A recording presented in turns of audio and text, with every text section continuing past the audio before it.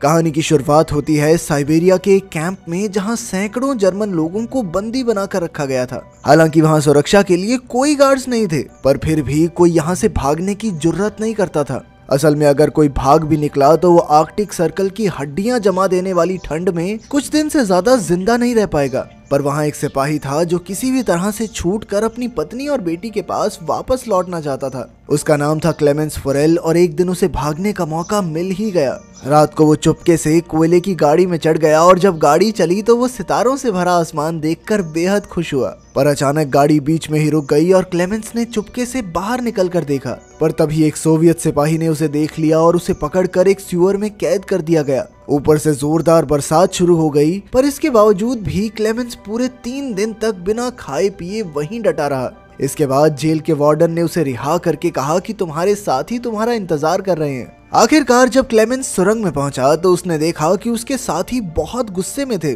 और वो हाथों में हथियार लिए उसका इंतजार कर रहे थे। असल में क्लेमेंस के भागने की वजह से उन सभी को 3 दिन तक भूखा रखा गया था। तभी अचानक उन्होंने क्लेमेंस पर हमला कर दिया और उसे कुत्तों की तरह पीटा। बुरी तरह जख्मी होने की वजह से उसे कैंप के डॉक्टर के पास ले जाया गया। वो डॉक्टर भी यहाँ बंदी था और वो क्लेमेंस की भागने की हिम्मत देखकर काफी प्रभावित हुआ। तब क्लेमेंस ने डॉक्टर से मदद मांगते हुए कहा कि वो एक बार फिर से यहाँ से भागना चाहता है। डॉक्टर ने उसे समझाया कि आर्कटिक सर्कल से भागना नामुमकिन है। आज तक जिसने भी भागने की कोशिश की वो सभी मारे गए। पर डॉक्टर ने उसे एक राज बताया कि जो लोग यहाँ से भागेंगे नहीं वो भी अंत में मारे ही जाएंगे। असल में वहाँ मौजूद सारे कैदी रोज लेड नाम की मेटल की खानों में खुदाई करते हैं और लेड धीरे धीरे हवा से उनके शरीर में जा रही है, जिस वजह से आज नहीं तो कल उन सबका मरना तय है। इसीलिए डॉक्टर ने उसे सलाह दी कि उसे भागकर अपनी किस्मत आजमा ही लेनी चाहिए। फिर डॉक्टर ने अपने सारे गर्म कपड़े और जूते निकाले और क्लेमेंस को बताया कि रेलवे लाइंस पर जगह जगह पर खाना छुपा कर रखा गया है।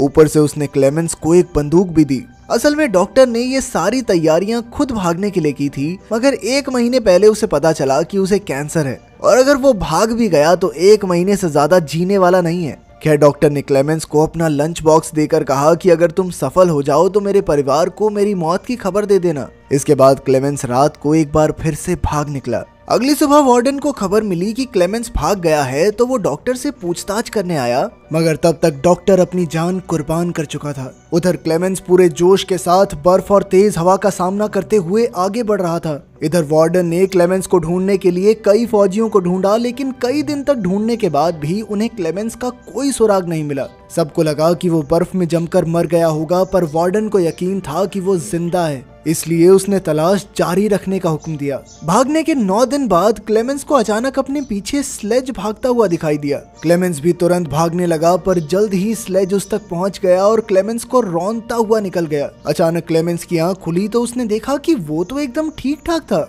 असल में ये पूरी घटना उसके मन का वहम थी। उसके चारों ओर सफेद बर्फ की चादर थी और खाना भी खत्म हो चुका था। उसका दिल डूबने लगा और उसने भगवान से कोई चमत्कार करने को कहा, पर आर्कटिक सर्कल में दूर दूर तक बर्फ के सिवा और कुछ नहीं था। अब उसके पास कोई चारा नहीं था, इसीलिए वो कुछ दिन तक जैसे तैसे आगे बढ़ता रहा। आखिरकार उसके शरीर ने जवाब दे दिया और वो भूख की वजह से बेहोश हो गया। कुछ समय बाद उसकी आंख खुली और उसने एक अजीब सी आवाज सुनी। तभी उसकी नजर एक सील पर पड़ी और उसकी आंखें चमक उठी। उसने तुरंत अपनी बंदूक निकाली और कांपते हाथों से सील पर गोलियां चला दी, पर बदकिस्मती से उसका एक भी निशाना नहीं लगा। सील भागने लगी तो क्लेमेंस उसके पीछे दौड़ा, पर अचानक वो बर्फीले पानी में घुस गई। खैर उसने ज्यादा न सोचते हुए एक गोली चलाई और आखिरकार सील को मारने में कामयाब रहा। खाना खाने के बाद उसने अपने पैरों पर पट्टियां बांध ली ताकि ठंड से उसे थोड़ी राहत मिले। थोड़े आराम के बाद क्लेमेंस फिर से अपने सफर पर निकल पड़ा। अपने अकेलेपन और इतने लंबे सफर में उसका दिमागी संतुलन आसानी से बिगड़ सकता था, इसीलिए वो लगातार खुद से बातचीत करता रहा। साथ ही वो थोड़ा चलने के बाद कंपास से अपनी दिशा देखता था ताकि वो यहाँ गुम ना हो जाए। इसी तरह कई दिन चलने के बाद उसे बर्फ के बीचों बीच एक पेड़ दिखाई दिया। उसे देखकर क्लेमेंस खुशी से पागल हो गया और भागकर उसने पेड़ को गले लगा लिया। असल में इस पेड़ का मतलब था कि 2 महीने तक लगातार चलने के बाद आखिरकार वो आर्कटिक सर्कल से बाहर आ गया था। दूसरी ओर जेल के वार्डन ने अब भी हार नहीं मानी और 500 किलोमीटर के एरिया की तलाशी लेने का हुक्म दिया। उधर क्लेमेंस जंगल तक पहुंच गया था, पर अचानक वहां बर्फीला तूफान शुरू हो गया। ये तूफान इतना भयानक था कि बड़े बड़े पेड़ भी उखड़ कर गिर गए थे। जैसे ही क्लेमेंस उठा तो अचानक एक बड़ा सा पेड़ उसके ऊपर गिर पड़ा। खुशकिस्मती से सैम जॉन और मैटन नाम के दो आदमी जो वहाँ सोने की खोज में आए थे, उन्होंने क्लेमेंस की जान बचाई और फिर वो तीनों इकट्ठे आगे बढ़ने लगे। धीरे धीरे मौसम ठीक होने लगा और उन तीनों ने जुगाड़ से एक कश्ती बनाकर नदी पार करने का फैसला किया। तीनों ने एक दूसरे को अपने जीवन की कहानियां सुनाई, पर कुछ ही देर में नदी का बहाव बहुत ज्यादा तेज हो गया, जिससे क्लेमेंस और मैटन कश्ती को संभाल नहीं पाए। अचानक सैम जॉन का बैलेंस बिगड़ा और वो नदी में गिर पड़ा। सैम जॉन डूबने ही वाला था कि क्लेमेंस ने अपनी जान की परवाह ना करते हुए तुरंत नदी में डुबकी लगा दी। काफी मुश्किलों के बाद वो सैम जॉन को किनारे तक ले ही आया। उधर मैटन उन्हें बीच में ही छोड़कर अकेला ही आगे बढ़ गया। जब वो अपनी झोपड़ी में पहुंचा तो उसने सोचा कि सैम जॉन तो नदी में मर ही गया होगा, इसीलिए उसने सैम जॉन का सोना और बाकी कीमती चीजें चुरा ली। लेकिन फिर कुछ ही पलों में सैम जॉन और क्लेमेंस भी वहां आ पहुंचे। मैटन के धोखे से सैम जॉन को बहुत गुस्सा आया, इसीलिए उसने गोली चलाकर मैटन की जान ले ली। इसके बाद सैम जॉन और क्लेमेंस ने अपना सामान बांधा और एक बार फिर से सफर पर निकल पड़े। खैर जल्द ही सर्दी का मौसम शुरू हो गया और आगे बढ़ना और भी मुश्किल। तब क्लेमेंस ने सैम जॉन का बैग लेकर उसका बोझ कम करने की कोशिश की, मगर सैम जॉन को लगा कि क्लेमेंस उसका सोना चुराना चाहता है, इसलिए उसने अपने बैग से क्लेमेंस पर हमला कर दिया। इस वजह से क्लेमेंस बेहोश हो गया और जब उसकी आंख खुली तो उसने देखा कि भेड़ियों का एक झुंड दौड़ता हुआ उसकी तरफ आ रहा था। क्लेमेंस तुरंत एक पेड़ पर चढ़ने लगा, पर भूखे भेड़िए उसकी पैंट से उसे नीचे खींच रहे थे।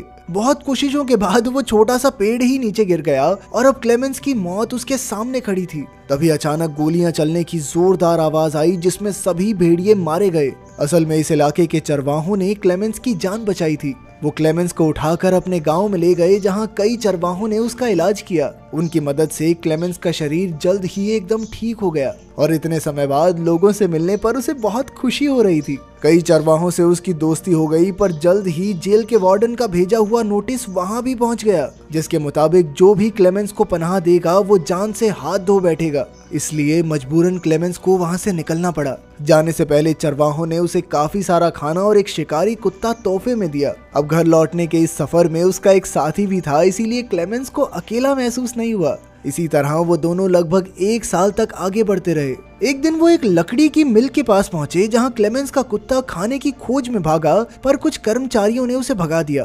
तब क्लेमेंस आगे आया तो कर्मचारियों ने उसे पहचान लिया और फिर मिल के मालिक ने उसे खाना खिलाया। इसके बाद उन्होंने क्लेमेंस को जर्मनी की ट्रेन पर बैठा दिया। अब वो जल्द ही घर पहुंचने वाला था, इसलिए क्लेमेंस के चेहरे पर बड़ी सी मुस्कान थी, मगर वो ये नहीं जानता था कि मिल के मालिक ने उसकी खबर पुलिस को दे दी थी और जेल वार्डन अपने सिपाहियों के साथ ट्रेन स्टेशन पर उसका इंतजार कर रहा था। खुशकिस्मती से क्लेमेंस ने पहले ही सिपाहियों को स्टेशन पर देख लिया, इसीलिए वो मौका देखकर भाग निकला, मगर फिर कुछ ही पलों में जेल के वार्डन ने उसे रंगे हाथों पकड़ लिया। अब क्लेमेंस की सारी उम्मीदें खत्म हो चुकी थी, पर अचानक क्लेमेंस के शिकारी कुत्ते ने वार्डन पर हमला करके उसे बुरी तरह काट लिया। अपने कुत्ते की वफादारी की बदौलत क्लेमेंस को भागने का एक और मौका मिल गया, पर तभी उसे गोलियों की आवाज सुनाई दी और वो समझ गया कि वार्डन ने उसके कुत्ते को मार दिया है। मगर क्लेमेंस उसकी मौत का शोक भी नहीं मना पाया और लगातार भागता रहा। मौका देखकर वो एक पुल पर चढ़ा और नीचे से गुजर रही ट्रेन पर कूद गया। आज एक बार फिर से वो बाल बाल बच निकला था।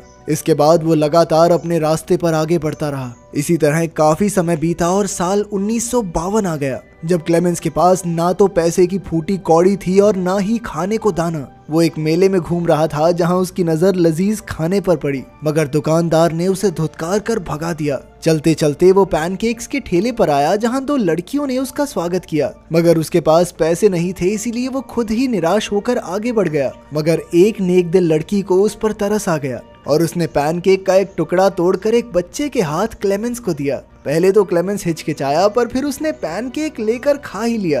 खैर तभी एक यहूदी आदमी ने सब कुछ देख लिया। इधर क्लेमेंस चलते चलते एक चर्च में पहुंचा और उसने हाथ जोड़कर भगवान से प्रार्थना की। वो यहूदी आदमी भी उसके पीछे पीछे यहाँ तक आ पहुंचा, पर उसने क्लेमेंस को पुलिस के हवाले नहीं किया। असल में वो भी कुछ समय पहले एक वॉर प्रिजनर रह चुका था, इसीलिए वो क्लेमेंस की हालत समझ सकता था। वो क्लेमेंस को अपने घर ले आया, जहाँ क्लेमेंस नहा धोकर अपने पुराने रूप में वापस आ गया। यहूदी आदमी ने उसे एक पासपोर्ट और कुछ कागज भी दिए, जिससे क्लेमेंस का दिल भर आया। आखिरकार पासपोर्ट लेकर क्लेमेंस सोवियत सरहद के पार पहुंच गया और फिर थोड़ी पूछताछ के बाद उसे जाने दिया गया। क्लेमेंस को इतनी खुशी हुई कि उसे जानबूझकर अपनी हंसी रोकनी पड़ी। आखिरकार अब वो आजाद हो ही गया था, मगर जैसे ही वो सुआ पुल के बीच पहुंचा तो उसके चेहरे पर चमचमाती रोशनी आई और तभी उसके सामने जेल का वार्डन आ गया। उसे देखकर क्लेमेंस के होश उड़ गए और उसने पीछे मुड़कर देखा कि वो अब भी सोवियत जमीन पर ही था, जिसका मतलब ये था कि वार्डन अब भी उसे गिरफ्तार कर सकता है।